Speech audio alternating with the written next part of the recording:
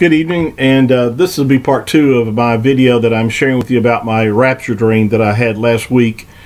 And I mentioned in the previous video that I had my first rapture dream that I've ever had. And you know, I know we don't base our lives upon dreams, but Yahuwah does use dreams to communicate to his people. In fact, it's stated in the Word that that's accurate. So I'm sharing that, and I'm going to read some verses in the scripture, of course, that points this out. But because some people, they don't have any kind of, if you say you had a dream about a certain thing, they just dismiss it. And I don't say that all dreams are of Yahuwah or that we should base our lives upon them. But as long as the dreams that we have line up with the word of Yahuwah and they don't violate the scriptures in any way, then they're really a great way that Yahuwah uses to communicate to his people. Now, with that said, I want to read in Acts chapter 2 to verify what I'm saying here, not just taking my word for it, but the Apostle Peter in the book of Acts chapter 2, talking about the latter days, and he, starting in verse 16, he says, "But this is that which was spoken by the prophet Joel, and it shall come to pass that in the last days, saith Elohim," or God, "I will pour out my spirit upon all flesh, and your sons and your daughters shall prophesy, and your young men shall see visions, and your old men shall dream dreams." Well, I'm an old man, and so I guess I fall in this category of dreams. Now, of course, I know that other people have dreams and they're not old men, but the fact is that this is one in the latter days. The Apostle Peter, making reference to what the prophet Joel had written in Joel chapter 2, that in the latter days that Yahuwah would pour out his ruach, or his spirit, upon all flesh, and your sons and daughters shall prophesy, and your young men shall see visions, and your old men shall dream dreams. Well, I had a dream, and it was about the rapture. And I do want to just not take a lot of time just going back through it again, but just to highlight a few things that I want to emphasize about the dream that I had. And I mentioned in my last presentation that that one of the things that really drew my attention or caught my attention about this particular event, and of course I mentioned that I was in my home. It was just an ordinary day. It was bright, sunshiny outside. I'm just saying it's probably around 2 or 3 o'clock in the afternoon. It seemed like to be maybe a summer time frame or early fall, but it was just you know, nice, bright, warm day. And I was in my house, and I was going through one room to another. As I was walking through to the next room, the blinds were open, and I looked to my left and looked out the window. And when I first glanced, it looked like it was like turning like it does right before a storm, where everything becomes dark and cloudy and so forth.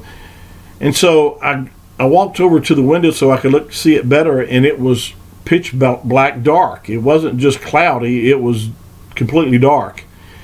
And this fear came upon me, because I realized this is not normal. Something is about to happen. And when that did happen, of course, I mentioned that I felt this energy just coming into my body, just flowing into it. And it was, I mean, again, this was a dream, but I actually felt like I could feel it. You know, it was just so real. And at the same time, I began to ascend, go up. And I knew it was like I said, this is it. It actually is happening. The rapture is actually happening. And the excitement of that, and the reality of experiencing that was so real. I mean, it was something that it's just hard to explain. In fact, I think a lot of dreams sometimes are. They're so real that you wake up and you just realize that you've gone through something that's not just something that that you hoped would happen or whatever, but you were actually experiencing it. And that's the way I felt. I was actually experiencing the experience. And but there was also this like a dread, or that I was the realization that I was going, but there were people being left behind that I knew, and that there were a lot of people that weren't prepared, but it was too late to do anything. Nothing. In other words, this was happening. It was not. You had any time to go tell anybody. You couldn't, warn them. Hey, it's here. And as I mentioned, the darkness was so apparent. Me looking out this window, when I was looking out my window, and then as I'm going up, the realization that this has actually happened, I happened to yell out and just excitement, and it woke me up. And but the thing that I began to meditate and think about after this dream was the fact is that why was it dark? Why did it turn dark like that? We hardly ever think about the rapture, there's being a darkness, but I believe the scripture teaches, just like, in fact, the Messiah, Yahushua HaMashiach, declared that as in the days of Noah, so shall the coming of the Son of Man be. And another thing that hit me about all this was that it was a normal day. It was not like some kind of crazy events were happening and all of a sudden, people are already waiting for the rapture to happen. It was not that at all. It was just like a normal afternoon. And of course that fits in perfectly with the description of what Yahushua said, that he said, as in the days of Noah, so shall it also be in the coming of the Son of Man. They were eating, they were drinking, they were given in marriage until the flood came and took them all away.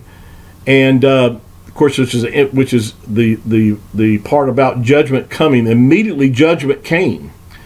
And so the rapture is, of course, for believers, it's not a judgment. It's actually the completion of our redemption.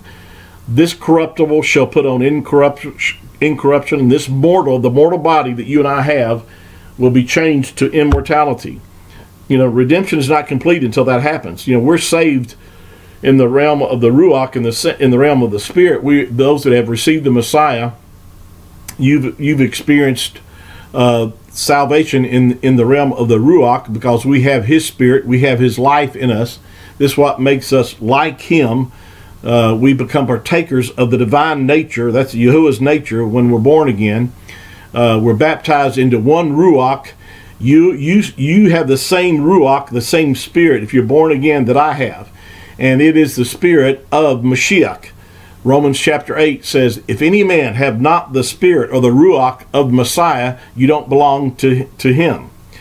So, but we're waiting for the adoption to be complete, the redemption of our physical bodies, when this mortal shall have put on immortality. This is really what the rapture is all about. It is the resurrection. There are multiple resurrections throughout the Scripture, and Yahushua being the first fruits of the resurrection, he is the first fruits. But it says over the book of Corinthians, Paul made reference to the fact that that we all, in our own order, will experience there's different references to the different resurrections that will take place. And of course, any believer that is resurrected in the resurrection will be part of the first resurrection. And I've mentioned this before, that the first resurrection doesn't mean there's just one resurrection in number. When it references the first resurrection, it's talking about the resurrection of the righteous is a type of resurrection, and not just one event, because Yahushua was the first one to be raised, and he is the first fruits of the resurrection. And then of course we at his coming will receive our resurrected bodies. Now people get the rapture mixed up with the second coming. They're two different events. And I'm not going to have the time to go through that with you today, but I plan to go more into this, because there's so much ignorance, there's so much deception out there that people have about the rapture. And so we're going to take the time to go through the Scriptures. You don't have to take my word for it. Prove all things, hold fast to that which is good, and do the research. Don't take verses out of context.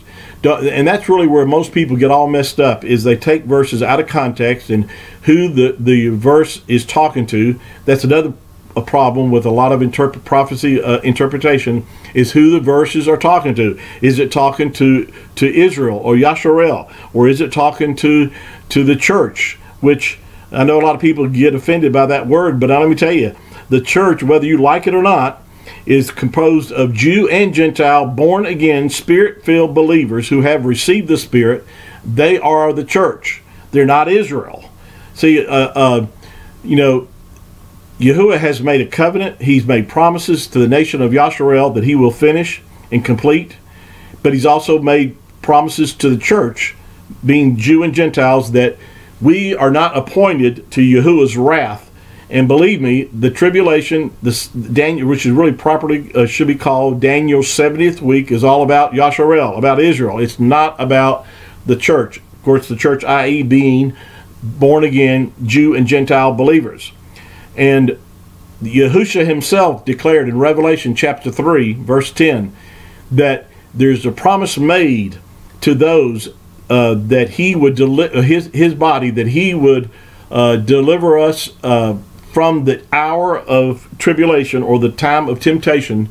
Of course, that's talking about the tribulation. And the word there, the Greek word that's used, is ek in the Greek, and it means to take out from. It doesn't mean, a lot of people, that don't believe in the rapture, they say, well, we're not protected to be taken out, but we're just protected during the tribulation.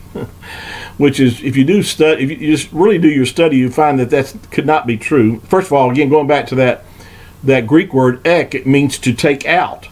So Yahushua declared that he would take us out of that time frame. That is a promise to the church.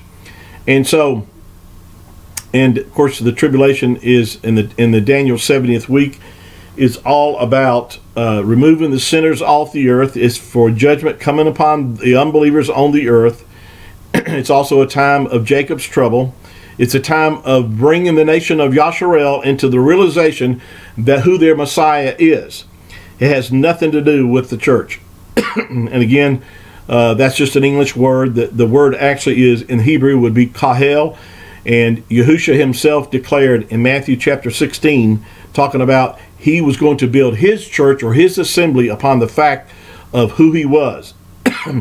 And we know that that salvation is not just for the nation of Yasharel or Israel, but it's for all who would look to him and believe and recognize who the Messiah is. Salvation was now being extended to all nations of the earth.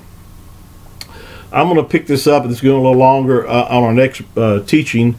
I do want to read some more in the scriptures and point out some things that are very relevant to the dream that I had, and I want to elaborate on some of the things that I believe Yahuwah was showing me that he wants me to share with you as well. So please listen in, and we'll pick some of this up on our next teaching. Until then, shalom.